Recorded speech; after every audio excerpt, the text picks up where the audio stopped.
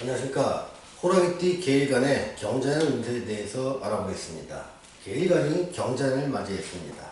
자, 천간에 미치는 영향은 정인의 기운이 강하게 영향을 미치게 됩니다. 또 계일간이 잘하는 글자를 봤을 때 미치는 것은 비견과 걸록의 기운이 영향력을 행사하게 됩니다. 호랑이띠가 잘하는 기운을 봤을 때 두 가지 기운이 작동을 하게 되지요. 먼저 하나는 제살이라는 기운이 작동하기도 하고, 또 하나의 기운은 격갑살이라는 기운이 삶에서 작동을 하게 됩니다. 또한 장점으로 쓰이는 기운과 단점으로 쓰이는 기운을 살펴보면, 장점으로는 임이나 개가 지칭하는 비견과 겁재가 강하게 되고요.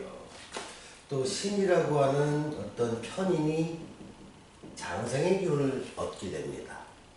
단점으로는 병과 정이 의미하고 있는 재성의 기운과 무와 기가 의미하는 관성의 기운이 상당히 곤란하고 잘 쓰기 어려운 환경으로 접어들게 됩니다. 자, 이런 것들의 영향력이 실제 삶에서 어떤 영향을 미치는지에 대해서 하나하나 살펴보도록 하겠습니다. 먼저 천간의 정인이 천간에서 영향을 미친다고 하는 것은 어떤 정신적인 측면입니다. 이럴 때 정신적 측면은 조금 다소 차분해지려고 합니다. 그리고 좀 생각이 좀 많아지겠죠. 그런데 이 생각의 방향은 어떤 안정성에 기반한 뭔가를 이루고 싶어 합니다. 즉, 이 안정성은 미래의 불안을 좀 완화시키는 방향의 안정성으로 작용할 가능성이 높습니다. 사람에 따라서 안정을 취하는 방식은 다 다릅니다. 여기서 말씀드리고 싶은 것은 뭐냐면, 자기의 명과 대운에 맞는 방향의 안정성을 취하면 적어도 패하지는 않을 것이다. 크게 잘못된 일은 없을 것이다. 다만 내 운과 내 사주에 맞지 않는 방향으로의 안정성은, 나는 안정성이라고 믿지만 그것은 안정을 초래하기보다는 자꾸 삶의 굴곡을 일으키면서 내 생각대로 안정보다는 좀 불곡적인 삶의 굴곡을 일으키는 방향으로 실제 삶은 전개될 가능성이 높아집니다.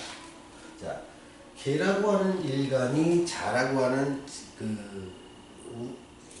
새 운을 맞이했을 때는 비견과 걸록이라는 기운이 작동을 하게 됩니다. 자, 이 비견과 걸록의 기운은 그냥 독립성입니다.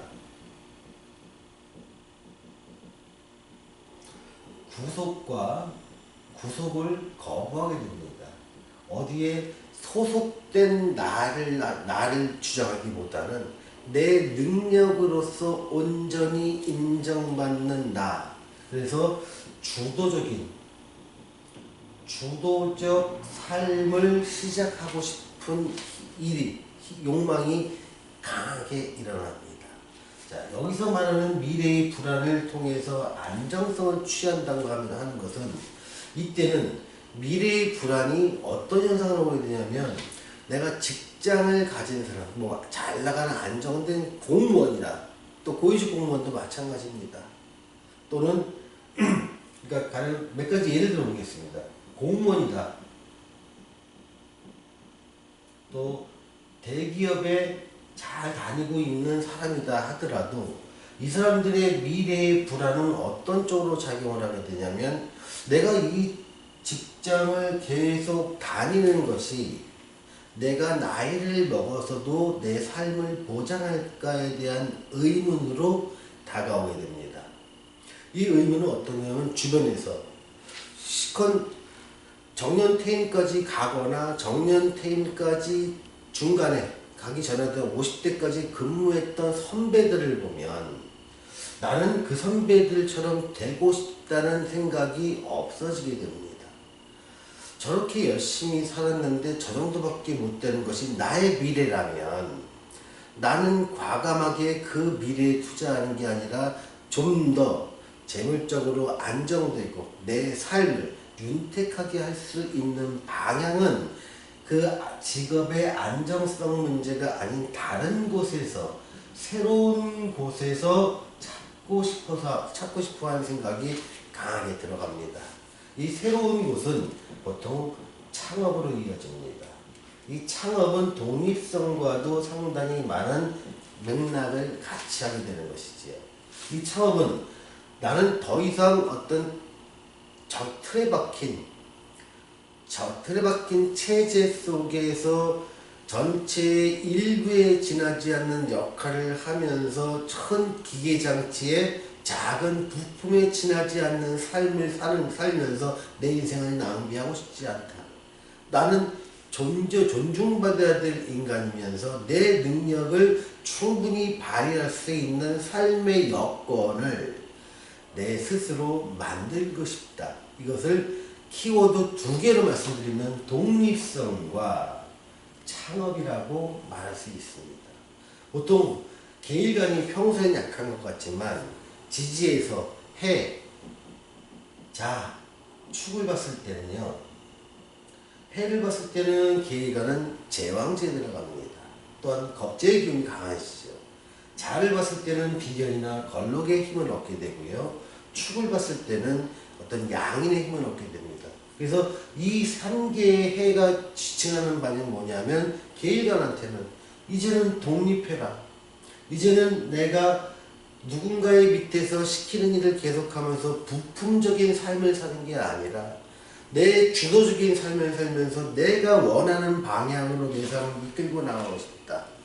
이런 경우에 정 안 되면 큰 마음을 먹고 뭐 해외 순례길을 떠나거나 아니면 그동안 모아놨던 돈을 기반으로 한 20일 정도 해외 여행을 떠나면서 나를 바라보는 시간을 갖게 됩니다. 그게 걸록과 비견이 주는 큰 영향권에 들어갑니다. 그리고 나를 갖다 다시 시험시키면서 내가 정말 독립할 수 있는지에 대해서 생각하고 이런 생각은 차분하게 나를 돌아보는 그런 시간적 과정을 거치는 정인의 영향을 받게 되면서 이것이 나는 내 안정이 지금의 불안정을 조성하는 행위가 결국은 미래의 나를 찾고 미래의 나의 갈 길을 찾는 독립성으로 이어지면서 그 독립성은 내 삶에 안정을 주어질 거라고 결론을 맺게 됩니다. 그러면 그 결론이 정말 맞느냐 여부는 사람에 따라 다릅니다. 가령 예를 들면 어떤 사주가 여러분 똑같이 계일간이 계사일주에 태어난 경우에 계사일주에 태어나는 경우에는 이런 경우에는 조직생활에 굉장히 잘 맞습니다. 어떻게 보면 내가 제조업을 할 수도 있습니다. 그렇지만 일간이 너무 약하고 또 요식업을 하는 경우도 있지만 일간이 너무 약하고 대신에 어떤 큰 조직 내에서의 실권을 줄 수 있는 힘인데 이런 사주를 가진 사람이 해자 축년에 독립을 하겠다. 그러면 보통 그 독립적인 것은 조건들이 몇 개가 있습니다. 동업을 하거나 배우자 동업을 하거나 누군가 내가 못하는 부분에 대해서 커버해줄 파트너가 필요합니다. 자기 혼자서는 상당히 어렵습니다. 만약에 계해일주가 묘월에 태어난 계해일주가 이렇게 해묘 이런 쪽으로 나온다면 이런 쪽도 상당히 내 사업을 잘 할 수는 있지만 적어도 이 부분에서 유라는 기운이 있어서 적어도 인성을 좀 보필하거나 아니면 천간에서 경이나 신이 있어서 인성을 보필하는 기운이 없을 때는 이런 게 있을 때는 독립적인 사업도 가능하지만 상당히 신약한 상태의 사주라면 그거는 좀 요 상태는 굉장히 강한, 신강한 상태이기 때문에 이런 운에서 독립을 꾀하는 것, 혼자서도 충분히 할 수 있다. 다만, 신약한 명이 문제라는 겁니다. 뭐, 개미라든가, 묘, 이런 명 같은 경우는 전형적으로 아주 신약한 명이 되지요. 이런 사주를 가진 사람이 이 해자 충년의 일시적인 충동에 의해서 내가 내 사업을 하겠다.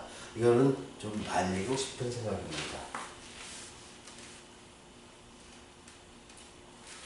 자, 또 제살과 격각살이 쓰이는 것에 대해서 알아보겠습니다.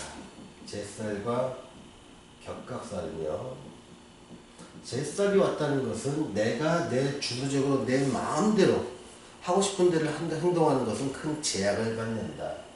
적어도 내가 하려는 부분에 대해서 충분히 정보를 갖고 그 다양한 정보를 바탕으로 신중한 결정을 내리는 게 제일 급선무다. 또 격각살이라는 것은 이동수가 있다. 이동수는 문서와 직업과 직장과 근무처와